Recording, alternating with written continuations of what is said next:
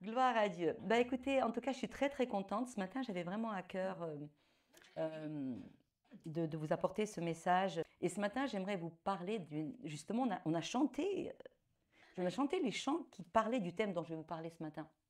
Je vais vous parler de la gloire de Dieu ce matin. J'aimerais partager avec vous un thème, mon message qui s'appelle La raison d'être de tout, c'est la gloire de Dieu. La raison d'être de tout, c'est pour la gloire de Dieu. Tout ce qui est dans le monde visible, le monde invisible, c'est pour la gloire de Dieu. Le but le plus élevé de toute chose, c'est la gloire de Dieu. C'est ça qui est au centre. Hein. Et donc, j'aimerais vraiment vous donner cette vision, cette perspective que nous aussi, nous sommes créés pour la gloire de Dieu et nous sommes créés pour refléter la gloire de Dieu. C'est la raison d'être de tout, en fait. En fait, tout ne tourne pas autour de nous. Vous voyez? Ce monde dans lequel nous vivons est très humaniste. Il veut nous faire vivre une vie où tout tourne autour de moi. N'est-ce pas? Moi, mes centres d'intérêt, mes projets, ma vie, mon travail, mes objectifs, moi, à un sens plus large, faire tourner toute la raison d'être de l'existence des choses autour des projets des hommes. Vous savez, les buts des hommes sur la planète, leurs objectifs. Mais en réalité, ce n'est pas du tout ça. En réalité, tout ne tourne pas autour des hommes et de leurs projets. Ce n'est pas ça la vraie essence des choses qui sont derrière. En réalité, tout existe et tout tourne. La raison d'être de tout, c'est de glorifier Dieu. C'est la gloire de Dieu qui est au centre. Et ça doit être aussi le but ultime de notre vie, le but de l'existence, qui est bien plus grand encore que nos vies, nos projets, aussi légitimes soient-ils. Nous en avons tous, n'est-ce pas? Des projets, des objectifs, mais en réalité, le but de ton existence et de mon existence, il est bien plus grand. Tout ne tourne pas autour de nos choses ici temporaires, mais tout tourne et tout converge vers la glorification de Dieu. Et ce matin, nous avons chanté des chants magnifiques. Quand nous avons chanté, j'avais des frissons partout quand nous avons chanté ce chant à l'agneau de Dieu. J'avais l'impression d'être dans le ciel. Et je me disais, mais dans le ciel, tout va tourner autour de la gloire de Dieu. Tout va être orienté vers la gloire de Dieu. Nous-mêmes, quand nous serons dans le ciel, nos yeux seront scotchés à la gloire de l'agneau, à la gloire de Dieu, et nous entrerons pleinement dans le sens de notre vie. Et quand nous comprenons cela, eh bien, le but de notre existence commence vraiment à se dessiner avec plus de clarté. La Bible dit que tout existe pour la gloire de Dieu. Toutes les choses visibles et invisibles existent pour la gloire de Dieu. Et ça devrait être aussi notre focus à nous également. Amen. Alors, premièrement, la Bible nous dit que Dieu est le Créateur et que tout existe pour lui. Vous connaissez ce verset très intéressant, presque philosophique, dans Romains 11:36 qui nous dit que tout vient de lui, tout subsiste par lui et pour lui. C'est-à-dire que tout ce qui est, c'est pour lui. Notre vie, ta vie, elle est pour lui. C'est pas juste pour moi, même si Dieu nous donne la capacité de posséder notre vie et d'en faire la toile que nous voulons en faire. Chacun peint un petit peu aussi sa vie. Hein. Mais n'empêche que le but ultime de ta vie et de ma vie, eh bien, elle existe, elle subsiste par lui et elle est pour lui. Et ensuite, la suite du verset nous dit « À lui la gloire dans tous les siècles.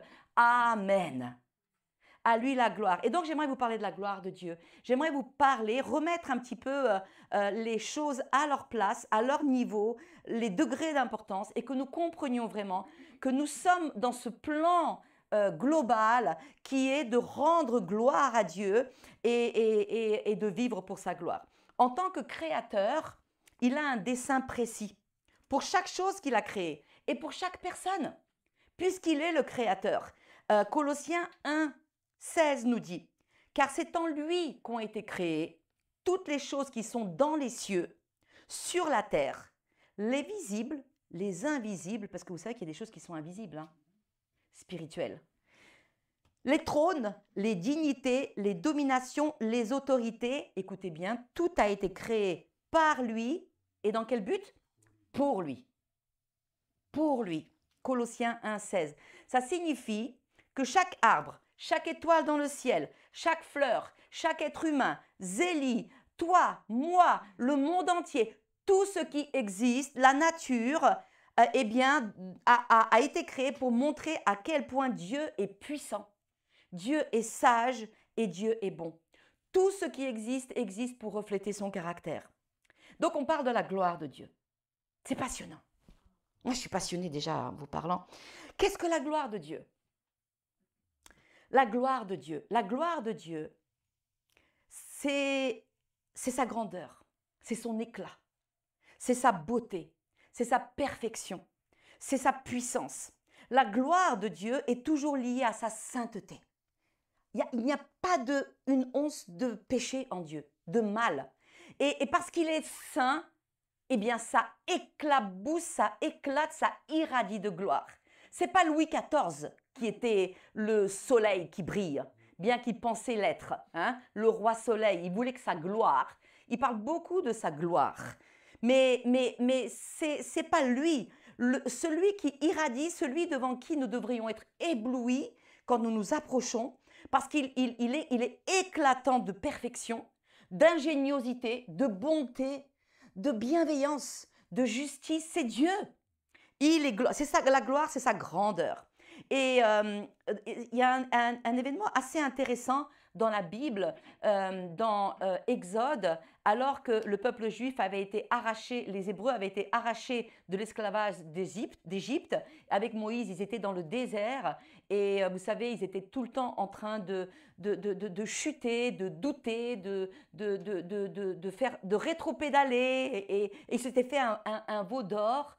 Et dans Exode chapitre 33, il s'était fait un veau d'or et du coup, le Seigneur a dit, ben, vous êtes un peuple courraide, je ne vous accompagnerai plus vers la terre promise.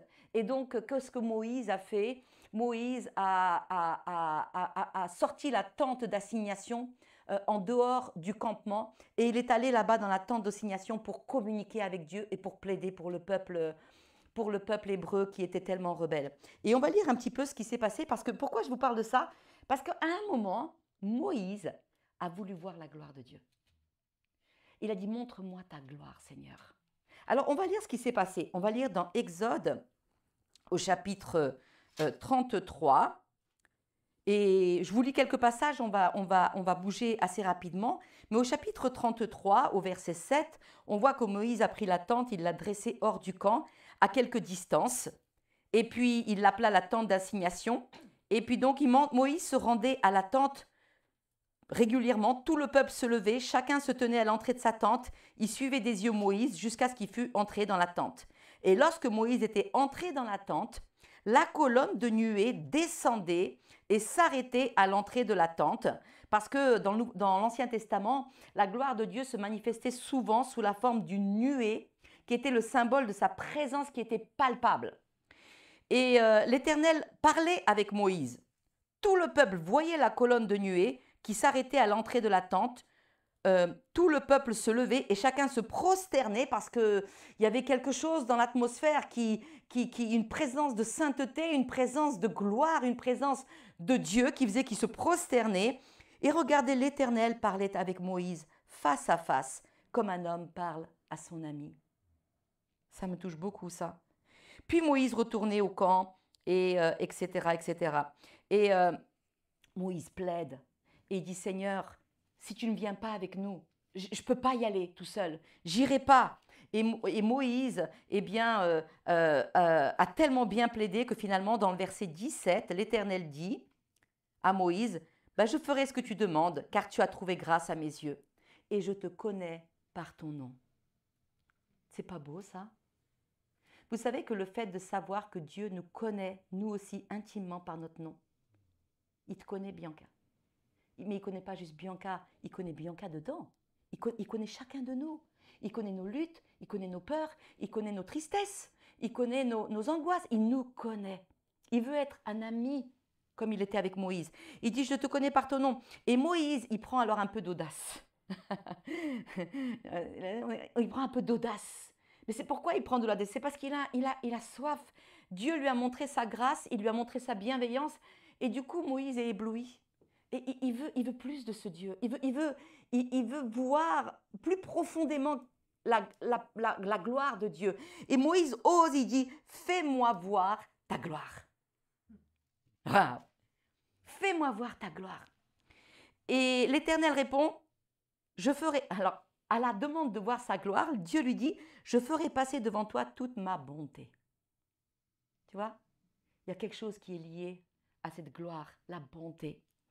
Et je proclamerai devant toi le nom de l'Éternel. Je fais grâce à qui je fais grâce et miséricorde à qui je fais miséricorde. Et l'Éternel dit, tu ne pourras pas voir ma face, car l'homme ne peut pas me voir et vivre. Et l'Éternel dit, voici un lieu près de moi. Tu te tiendras sur le rocher, et quand ma gloire passera, je te mettrai dans le creux du rocher et je te couvrirai de ma main jusqu'à ce que j'ai passé. Oh, c'est beau, c'est magnifique. Tu ne pourras pas voir ma face, parce que l'homme ne peut pas voir la gloire de Dieu. La pleine révélation de la gloire de Dieu est trop intense pour nous, pauvres pécheurs. On ne peut pas accéder à tout. Mais Dieu, dans sa bonté, il a répondu à l'audacieuse prière de Moïse. Et par contre, il l'a protégé de sa main. Et il a fait voir une partie, un aperçu de sa gloire, parce que la pleine manifestation de la gloire de Dieu nous ferait exploser. Il y a trop de puissance dans la gloire de Dieu. Et ça nous montre la sainteté et la pureté inaccessible de Dieu pour les hommes pécheurs que nous sommes. Mais Dieu l'a protégé. Donc la gloire de Dieu, c'est l'expression de tout ce que Dieu est, sa sainteté, sa puissance, sa majesté, sa sagesse, sa perfection absolue. Le mot hébreu pour gloire, c'est kabod. Et kabod signifie poids, importance, qui indique la dignité et la splendeur de Dieu. Le mot grec dans le Nouveau Testament, c'est doxa. Doxa est utilisé pour désigner la gloire, et doxa inclut la réputation, l'honneur, la lumière brillante, c'est l'éclat. La gloire de Dieu nous parle de l'éclat de quelque chose qui est parfait, totalement puissant, totalement rempli de bonté. Dieu a lié la gloire à sa bonté, bienveillance et de sainteté. La gloire de Dieu, c'est l'expression visible de sa grandeur et de sa perfection. Par exemple, c'est l'expression visible. Par exemple, on voit la gloire de Dieu, on va en parler tout à l'heure, mais dans toute la nature. La nature nous montre l'ingéniosité, l'éclat, la puissance, la grandeur de la capacité de Dieu. Et quand on regarde par exemple un coucher de soleil ou on voit quelque chose d'un beau lac, les montagnes, en réalité, cette beauté qu'on voit, elle doit nous pointer vers quelque chose de plus grand, la gloire de celui qui l'a créé. N'est-ce pas? Et Psaume 19,2 nous dit, les cieux racontent la gloire de Dieu. Et l'étendue manifeste l'œuvre de ses mains. Donc même la création, le ciel et la nature nous parlent de cette gloire de Dieu. Ils montrent combien Dieu est grand et puissant. Les animaux, les plantes, les montagnes, les lacs, les insectes, quand nous voyons ces merveilles de la création, notre admiration doit aller vers, non pas les choses en elles-mêmes, mais vers celui qui les a créées. Parce que ces choses nous pointent vers la grandeur, la perfection, l'ingéniosité de l'artiste. C'est Dieu qui est l'artiste. La gloire de Dieu. La raison d'être de tout, c'est la gloire de Dieu. Et vous savez, tout au long des Écritures, on voit la mention de la gloire de Dieu. On chante au sujet de la gloire de Dieu dans le monde entier, dans toutes les langues. On chante et on parle de la gloire de Dieu. On a vu que la gloire de Dieu, eh bien, s'est révélée un aperçu à Moïse. Mais la gloire de Dieu, elle se manifeste dans plusieurs moments. J'en cite juste quelques-uns. Mais dans le tabernacle et le temple, Exode 40, 34, la nuée a couvert cette tente d'assignation, là où Moïse allait pour parler avec Dieu comme avec un ami. Et donc, comme la nuée représentait la présence de Dieu, Dieu est toujours accompagné de la gloire qui l'enveloppe. Et la gloire de l'Éternel remplit le tabernacle. Moïse ne pouvait pas entrer dans la tente d'assignation parce que la nuée restait dessus et la gloire de l'Éternel remplissait le lieu. Ça veut dire qu'il y a quelque chose de tellement intense, de tellement de tellement puissant dans cette présence de Dieu que Moïse a retenu ses pas. Il ne pouvait pas rentrer là.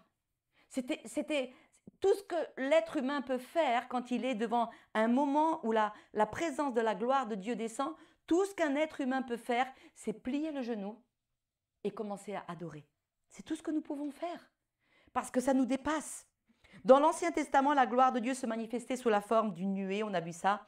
Et aussi dans le temple de Salomon, on voit que Salomon a eu une prière qui a plu à Dieu et pour dédicacer le temple qu'il avait construit. Et que Dieu a agréé sa prière. Et à un moment, on voit que le temple a été rempli et couvert de la présence de la gloire de Dieu. Aussi, on voit tout au long de la Bible donc la présence de la gloire de Dieu, mais à la fin de la Bible aussi, on voit la présence de la gloire de Dieu. Vous savez que la gloire de Dieu, c'est la réalité du ciel. C'est la réalité centrale du ciel. C'est le point essentiel de ce qui se passe dans le ciel. Apocalypse 4, 8 nous dit: les 4 êtres vivants, ayant chacun 6 ailes, sont remplis de yeux tout autour et au-dedans. Et ils ne cessent de dire jour et nuit: Saint, Saint, Saint est l'Éternel, le Dieu puissant, qui était, qui est et qui vient. Les 24 anciens se prosternent devant celui qui est assis sur le trône, et ils adorent celui qui vit au siècle des siècles. Et ils jettent leur couronne devant le trône, en disant: tu es digne, notre Seigneur et notre Dieu, de recevoir la gloire et l'honneur et la puissance, car tu as créé toutes choses et c'est par ta volonté qu'elles existent et qu'elles ont été créées. Et dans cette scène, nous voyons vraiment que tout dans le ciel aussi est tourné vers lui en proclamant sa grandeur. Et vous savez que la gloire nous parle d'un éclat, de lumière. La gloire de Dieu sera tellement intense et puissante que dans la Nouvelle Jérusalem, il n'y aura même pas de soleil et de lune. Vous savez pourquoi? Parce que c'est la gloire de Dieu qui va éclairer la Nouvelle Jérusalem. La ville n'a besoin ni de soleil ni de lune pour l'éclairer, car la gloire de Dieu l'éclaire, nous dit la parole. Alors mes amis, parmi toutes ces créations et ces créatures, vous savez que c'est l'homme qui a été conçu pour refléter le plus pleinement la gloire de Dieu. C'est toi et moi, c'est l'homme qui a été conçu pour cela. Parmi toutes les créatures, il a une place spéciale. Il a été créé à l'image de Dieu, à la ressemblance de Dieu, et pour refléter sa gloire. Il a été conçu pour refléter comme un miroir la nature et le caractère de Dieu. Et à chaque fois qu'un chrétien, un enfant de Dieu vit dans l'amour, la justice, la vérité, la pureté, les valeurs de Dieu, quelque part, il est en train d'être comme un miroir qui reflète la gloire de Dieu. C'est ce qui se passe, vous savez, dans nos vies, quand on fait cela. Et vous savez, ça c'était la volonté initiale de Dieu. Mais le péché est venu brouiller l'image sur le miroir. C'est comme un miroir, quand il est propre, il reflète bien ce qui est devant lui, n'est-ce pas? Mais à cause du... Comme nous, on est un petit peu des miroirs qui ont été créés pour refléter Dieu, mais à cause du péché, le péché est venu brouiller l'image sur le miroir. Et il ne reflète plus, le miroir de l'homme, avec un grand H, ne reflète plus cette gloire de Dieu. Il a fallu que Jésus vienne nettoyer le miroir. C'est ça qu'il est venu faire. Il est venu mettre un coup comme mon mari qui déteste quand les carreaux sont sales. Il passe son temps à les nettoyer. C'est bien parce que moi je ne le vois pas en fait, ils sont sales. Mais lui il nettoie. Jésus est venu pour nettoyer le miroir, pour que notre vie puisse à nouveau refléter Dieu et sa beauté. Ça c'est merveilleux. Le péché avait terni la gloire de Dieu en nous, mais à tous ceux qui l'ont reçu, à ceux qui croient en lui, il donne le pouvoir d'être enfants de Dieu, régénérés, lavés, pour que de nouveau nous revenions vers le plan initial d'être le reflet de sa gloire. Et depuis que l'homme a laissé le péché ternir sa vie, il a alors cherché à commencer à vivre non plus pour la gloire de Dieu à laquelle il était destiné, mais il commence à vivre pour lui et ses propres désirs charnels. Vous savez que dans l'univers, il y a seulement deux sortes de créatures de Dieu qui ne lui rendent pas gloire. Les anges déchus ne rendent pas gloire à Dieu, et puis les êtres humains non régénérés, ceux qui n'ont pas été lavés par le sang de l'agneau. Parce que la Bible nous dit, vous savez que dans Romains 3, 23, que tous ont péché, parce qu'ils sont péchés, ils sont privés de la gloire de Dieu. Mais le Seigneur, donc le péché nous a séparés de Dieu, nous rend incapables de le glorifier pleinement comme c'était prévu. Et au lieu de refléter sa gloire, nous commençons à vivre pour notre propre gloire. Mais Jésus est venu restaurer la gloire de Dieu en nous. Et ça, c'est merveilleux. Vous savez que la gloire de Dieu est révélée par Jésus-Christ. Si vous voulez vraiment comprendre pleinement, enfin pleinement, en partie, parce qu'on comprendra pleinement que dans le ciel, mais si vous voulez mieux voir à quoi ressemble Dieu et sa gloire, regardez à Jésus. Regardez, Jean 1,14 nous dit, la parole a été faite chair et elle a habité parmi nous, pleine de grâce et de vérité. Il parle du Seigneur Jésus, n'est-ce pas? Il dit, nous avons contemplé quoi? Sa gloire. Une gloire comme la gloire du Fils unique venu du Père. En Jésus, nous voyons la gloire de Dieu. C'est pour cela que nous devons parler de Jésus plus souvent. Nous devons mettre Jésus dans nos conversations, dans nos prêches plus souvent. Ça devrait être plus souvent le thème central de nos prêches, au lieu que ce soit simplement ce qui tourne autour de l'homme qui est important, nos émotions, nos vies, nos projets, nos destinées. C'est bien et je le fais moi-même, mais nous devrions quand même plus souvent revenir vers l'objet central pour lequel tout existe, c'est Jésus-Christ. C'est le Seigneur Dieu, c'est la gloire de Dieu. Donc quand les gens voyaient Jésus, ils pouvaient voir Dieu. Hébreux 1,3 nous dit « Le Fils reflète la splendeur de la gloire divine ». Par sa vie, mes amis, par sa mort, par sa résurrection, il nous a réconciliés avec Dieu pour que nous puissions à nouveau vivre pleinement pour la gloire de Dieu, que nous puissions à nouveau refléter dans notre caractère, nos choix, nos actions, le style de vie de Dieu. En réalité, mes amis, c'est ça le but ultime de votre vie. Si nous réalisons que le but ultime de notre existence ici-bas, à chaque fois que nous nous levons le matin, quand nous allons nous coucher le soir, vous savez, une vie, ça passe très vite. Le sablier, on n'en est pas conscient à 25 ans, à 30 ans, 35 ans. Mais je vous assure, et tous les plus anciens, ils pourront peut-être le confirmer. Je vous assure que quand on arrive à un certain âge, on se rend compte que le sablier coule très vite. Et quel est le but de ma vie? Pourquoi est-ce que j'existe? Pourquoi est-ce que je suis sur terre? Pourquoi est-ce que j'ai été voulu de Dieu? Eh bien, le but principal de ta vie, tu vis pour rendre gloire à Dieu. À chaque fois que tu choisis d'aimer Dieu, d'adorer Dieu, de le confesser, de vivre pour lui, de l'honorer, tu es en train de lui rendre gloire et tu accomplis pleinement le but de ta vie. Et c'est en accomplissant ce but que tu vas être épanoui et pleinement satisfait parce que c'est comme quelque chose qui finalement trouve sa place. Voilà, hop, ah ouais, c'est bon, c'est ça. Voilà, sinon pendant tout le reste du temps, on tâtonne, on cherche, on se perd dans tout un tas de choses qui sont peut-être pas mauvaises en soi, mais qui nous perdent.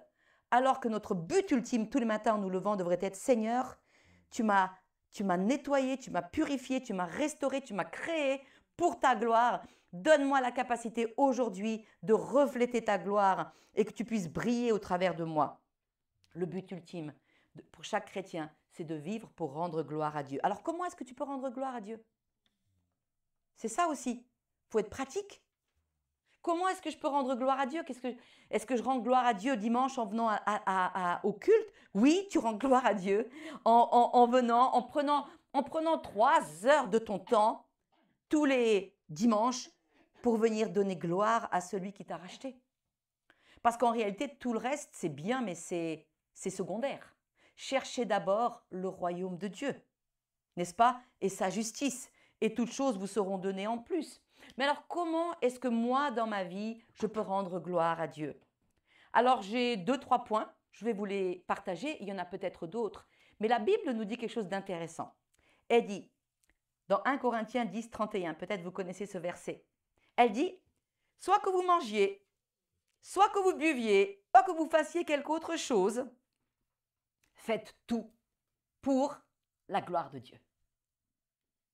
C'est-à-dire qu'en vivant chaque instant dans ta vie et en accomplissant tout ce que tu fais avec dans l'arrière-plan l'envie de glorifier Dieu dans ta vie et par ta vie, eh bien, quand tu fais ça, tu rends gloire à Dieu.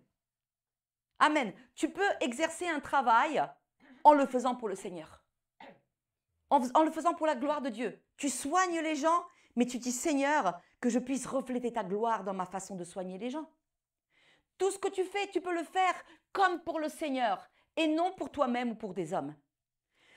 Tu vis pleinement le but de ta vie lorsque, soit que tu manges, soit que tu bois, soit que tu fais la vaisselle, tu cherches à honorer Dieu et à faire toutes choses pour sa gloire, comme pour Dieu et non pour les hommes.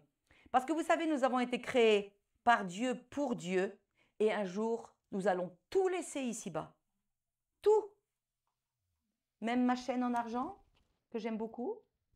Oui, tout. Nous sommes venus nus, nous repartirons nus. Et vous savez ce qui va compter? C'est est-ce que j'aurais vécu pour glorifier Dieu, pour l'honorer, pour l'aimer de tout mon cœur. Tout ce que je fais, je veux refléter Dieu dans ma vie. Je veux que les gens voient la lumière qui est en moi. Amen. Et ça repositionne nos vies, ça repositionne nos priorités, ça repositionne nos choix. Chaque jour, eh bien, je vais mettre ces priorités dans ma vie. C'est pour cela que, eh bien, c'est important de chaque jour de mettre Dieu dans nos vies. On vit une période qui est tellement chargée que beaucoup de gens me disent, tu sais, ça fait longtemps que je ne lis plus ma Bible.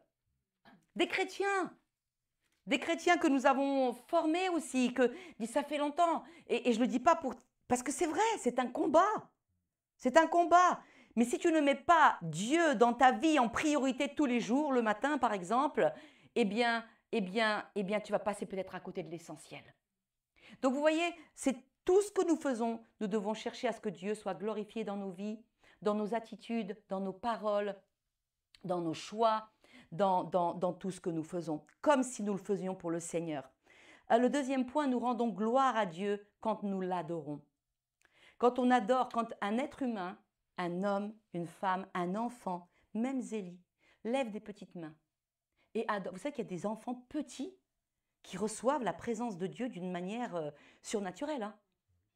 Il y a des enfants qui sont en train de prier. Vous savez que quand il y a eu les persécutions, les guerres de religion au XVIIe, etc., eh bien, il y a eu des visitations de la puissance, de la gloire de Dieu sur des petits bébés.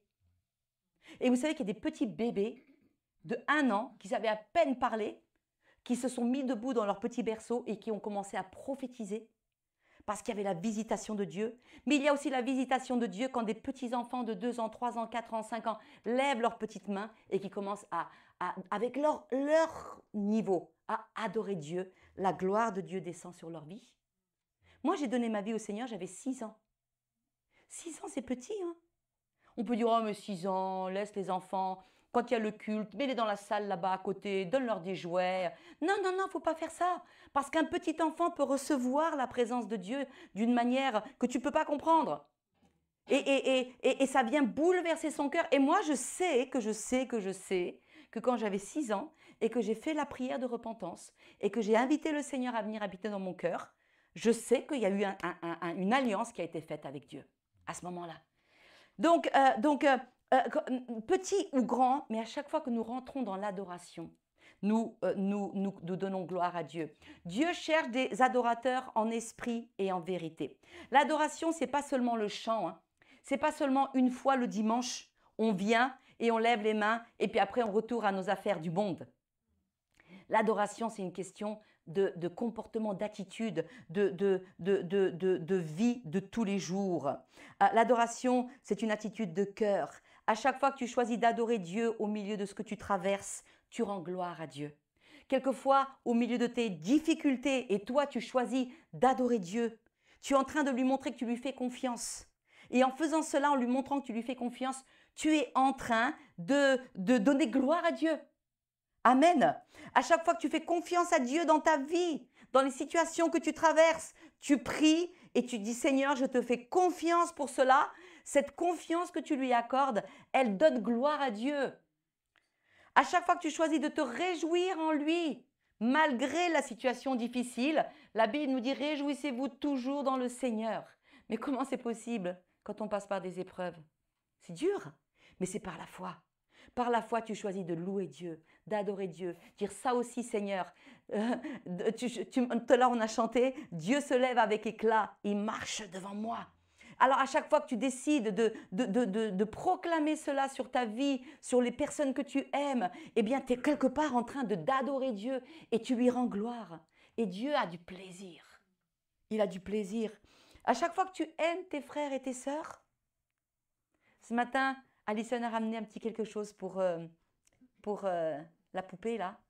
Moi, j'ai un peu pleuré parce que j'ai vu un peu de la présence de Dieu. À chaque fois que tu aimes un frère et une sœur et que tu as un acte d'amour pour tes frères et tes sœurs, en quelque part, tu es en train de refléter Dieu. Et tu donnes gloire à Dieu. C'est pour ça que la Bible dit « Aimez-vous les uns les autres ». C'est à ceci que le monde saura que vous êtes mes disciples, si vous avez de l'amour les uns pour les autres. Et l'amour n'est pas amour s'il n'est pas concrétisé par des choses réelles et concrètes. Ça peut être une parole d'encouragement, ça peut être une prière que tu fais, ça peut être un petit mot que tu écris, ça peut être n'importe quoi, mais l'amour doit être concrétisé dans le monde réel, sinon c'est juste des belles idées.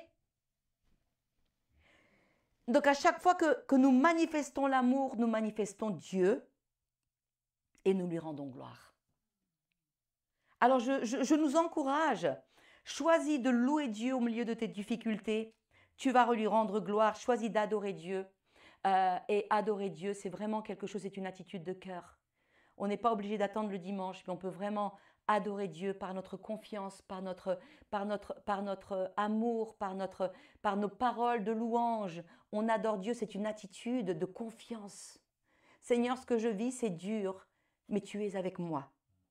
Tu as promis que tu ne m'abandonnerais pas. Je mets ma confiance en toi. Vous savez, ce choix de choisir de faire confiance à Dieu au lieu de sombrer dans ce marasme de découragement qui est le lot de nous tous. Hein. Ce choix de choisir, c'est une adoration. Et ça donne gloire à Dieu. Alors troisièmement aussi, alors que nous grandissons spirituellement, que nous nous laissons être transformés par Dieu pour ressembler à Christ de plus en plus, alors que nous ressemblons de plus en plus à Jésus-Christ, que nous sommes purifiés, que nous sommes sanctifiés, parce qu'un chrétien doit croître. Il doit marcher de gloire en gloire.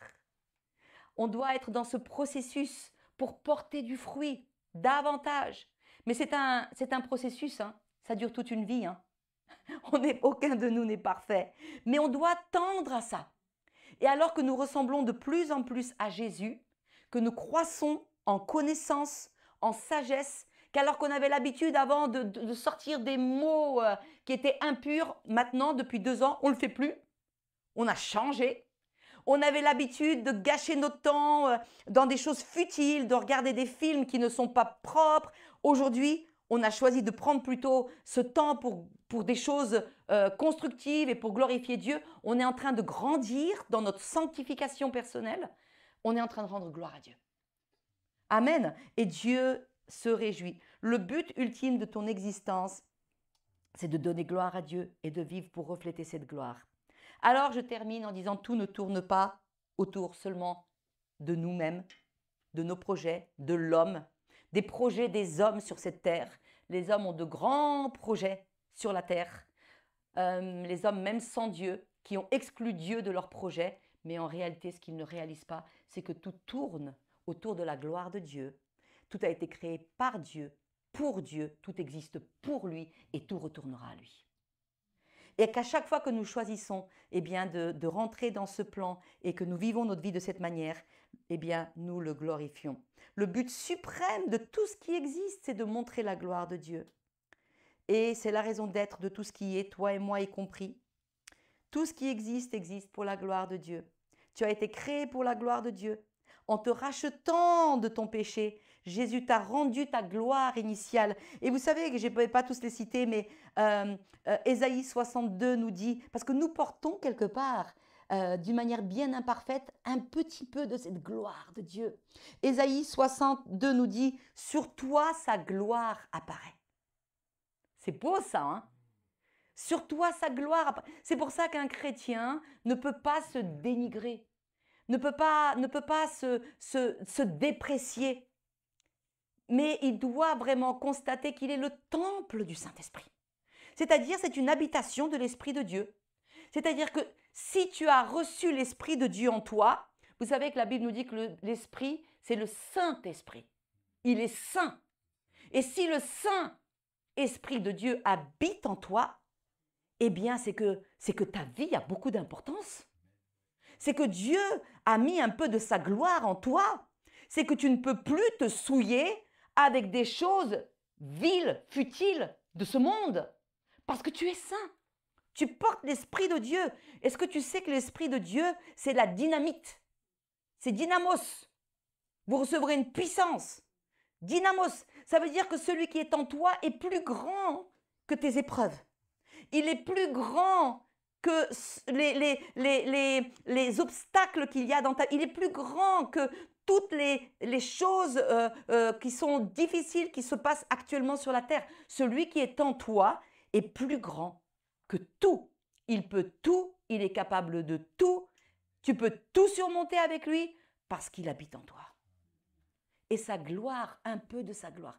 Alors, puisque nous portons la gloire de Dieu, vivons avec cette perspective-là. Il y a je ne l'ai pas relu, mais je vais essayer de vous le dire de tête, mais il y avait le dauphin. Quand Louis XVI a été, par les révolutionnaires, a été arrêté avec Marie-Antoinette, vous savez. Ils les ont mis en prison, ils ont séparé le roi d'avec la reine, ils ont même séparé le petit dauphin, le fils aîné du roi. Et ils l'ont séparé et ils ont essayé de le souiller. Ils ont essayé, vous savez que Marie-Antoinette a été enfermée à la conciergerie exactement pendant des années, puis qu'ensuite elle a été décapitée. C'est terrible ce qu'ils ont fait avec le roi et la reine à ce moment-là. Mais ce qui est terrible, ils l'ont accusé de toutes les pires formes de crimes, même d'inceste avec ses enfants. Et ils ont séparé le petit dauphin. Et quand ils l'ont séparé, ils l'ont mis avec les pires gens de la société qui ont tout fait pour essayer de souiller ce petit dauphin, de lui faire dire des gros mots, de le faire blasphémer, de lui faire perdre sa foi. Il avait 6-7 ans, je crois, hein. 6 ans. Heureusement que j'ai des aides qui connaissent l'histoire. Attention, il ne faut pas que je me plante là. Il avait 6 ans. Et on nous dit qu'il aurait dit, quand on essayait de le forcer, parce qu'il est mort dans des conditions terribles, mais on a essayé de le forcer à perdre sa gloire en fait, parce que la royauté portait une sorte de gloire, hein. Et on voulait à tout prix le souiller pour que par sa conduite impure, il perde la gloire qui était reliée à son titre. Et il aurait dit non, je suis enfant de roi, fils de roi, et je ne dirai pas ces choses-là. Je ne ferai pas ces choses-là, parce qu'il était conscient de la gloire qu'il avait héritée. Quand nous sommes conscients de la gloire dont nous héritons, eh bien, je pense que nous allons vivre notre vie avec de la noblesse, avec du courage, avec de la joie. On va surfer davantage sur toutes nos difficultés. Je ne dis pas que les difficultés ne nous peinent pas, hein. Moi aussi j'en ai. Vous voulez que je vous en partage quelques-unes? Non, je savais que tu allais dire non. Mais toi, tu les sauras quand même cet après-midi. Mais quand on a conscience que tout existe pour la gloire de Dieu, on peut davantage surfer en disant c'est dur, ces choses ne sont pas parfaites ici-bas, mais moi je vis pour honorer Dieu. Je porte la gloire sur ma vie. Et puisque je porte la gloire de Dieu, eh bien je vais vivre avec cette perspective-là. Amen. Alléluia.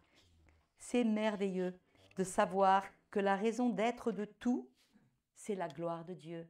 Et que Dieu a mis cette gloire en nous, que nous la reflétions et que nous puissions être la lumière par nos actes, nos paroles, nos attitudes et que ça donne du sens. Et le but ultime de notre vie, c'est de vivre pour cela. Amen. J'espère que ce message vous a encouragé. Parce que moi, il m'a encouragé. Zélie, ça t'a encouragé? Ouais, c'est vrai. Et des fois, on raconte des histoires aussi, hein? Mais en tout cas, ça nous encourage. Et j'aimerais juste que nous puissions prier ce matin. J'aimerais que nous donnions gloire à l'agneau. On va rechanter tout à l'heure ce chant. Parce qu'en réalité, tout tourne autour de lui, vous savez. Nos vies comptent, nos soucis comptent, nos problèmes comptent. Et Dieu a dit que même les cheveux de notre tête comptent. Donc il nous connaît, il sait ce que nous traversons. Mais quand nous choisissons, malgré ce que nous traversons, de mettre Christ au centre et sa gloire et de l'adorer, eh bien il s'occupe de nos problèmes. Et s'il ne nous délivre pas du problème en question, il nous donnera la force de le surmonter, de le traverser. Alors que la musique peut revenir pour se préparer pour le chant.